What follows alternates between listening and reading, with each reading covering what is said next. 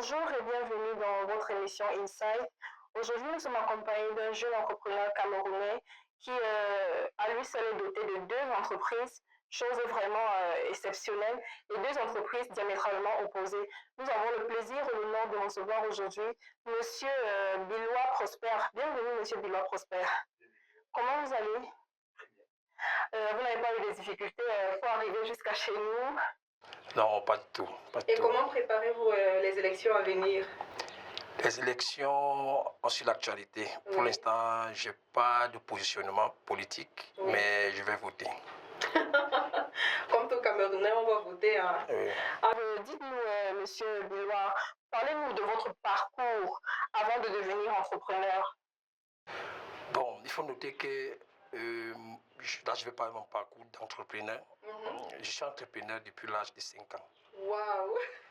Parce que depuis l'âge de 5 ans... C'est impressionnant ça? Oui. 5 ans? J'avais juste remarqué que dans mon village, qui est à 60 km de Yaoundé, qu'on appelle Evodoula, Ok. il y avait des citronniers partout. Oui. Et personne n'en consommait. Et il y avait un monsieur en ville qui vendait des soya, qu'on appelait Yaya, qui est devenu mon ami. Lui qui était un grand commerçant. Il vous avait inspiré quoi? Oui, il m'a dit qu'il cherchait le citron. Et moi, dans mon village, il y avait le citron. Donc, je venais avec des seaux, Oui. il me donnait 500. Et à l'époque, j'avais 5-6 ans. Vous avez précisé à l'âge de 5 ans? Oui. Oh, vous faisiez déjà ça en fait? 5-6 ans, je connaissais déjà comment aller prendre des citrons au village. Oui. Venir avec en ville et vendre à mon associé Yaya, qui pouvait me remettre 500, 200. Il me donne un peu de viande et moi j'étais fier.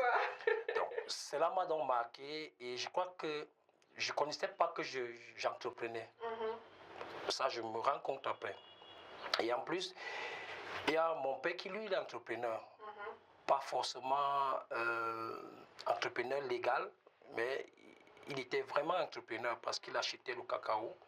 Il avait un bar, un grand bar. Et bizarrement, à l'âge de 8 ans, il me faisait déjà vendre au bar.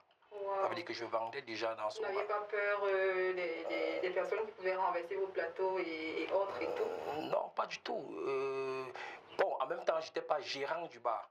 C'est lui qui gérait son bar et quand il n'était pas là, il pouvait nous confier le bar. Il n'était pas seul. Nous étions 5 à la maison et chacun faisait à tour de rôle ce travail. Ensuite, ces choses inspirantes, il nous a appris à quelqu'un qui a le bar, qui a l'argent, il n'avait jamais donné son argent. Donc, pour qu'on ait de l'argent, il nous a acheté un pouce, le pouce-pouce là, pour travailler, avoir de l'argent et faire ce qu'on voulait de notre argent.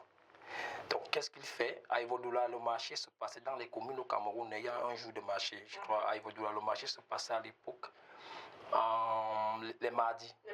Donc, les mardis, je devais pousser. Les commerçants venaient avec des ballots, les jeux le soir, quand ils partent pour chercher les véhicules. Nous, on les transportait. Je pouvais me retrouver par mardi et chaque semaine en train de travailler 5 000 francs. Wow. Donc, là, on parle de l'âge de 8 ans maintenant. Là, je suis entre 8 et 10 ans.